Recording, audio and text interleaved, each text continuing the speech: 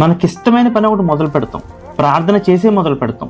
10 మంది వచ్చి చెప్తారు, అది ట్రెండ్లో లేదు, ఎందుకు పెట్టావు, వద్దు అని. వెంటనే ఆపేస్తాం. మళ్ళీ ఇంకో పని మొదలు పెడతాం, ప్రార్థన చేసే మొదలు పెడతాం. మళ్ళీ ఇంకో నలుగురు చెప్తారు, ట్రెండ్లో లేదు, వదిలే అన్న వెంటనే వదిలేస్తాం. నువ్వు ఒక్కసారి దేవుడికి చెప్పిన తర్వాత బలవంతుడైన దేవుడు నువ్వు చేసే ప్రతి పనిని ఆశీర్వదిస్తాడు కదా. మరి మనుషులు చెప్పిన మాటలు విని మళ్ళీ ఎందుకు ఆగిపోతున్నావు, నువ్వు ఎందుకు అడుగు వేయట్లేదు? ఎందుకంటే అసలు నీకు దేవుడు అంటే నమ్మకమే లేదు. దేవుడు అంటున్నాడు 125వ కీర్తన 1వ వచనంలో, యేసయ్య మీద నమ్మకం ఉంచిన వాళ్ళంట నిత్యము కదలక సియోను కొండ వలె నిలిచి ఉంటారంట. దేవుడు చెప్తున్నాడు, రే నువ్వు నిలిచి ఉంటావు, నా మీద నమ్మకం ఉంచు, అన్ని నేను చూసుకుంటానంటే మనుషులు చెప్పిన మాటలు విని నీ పని వదిలేస్తున్నాను.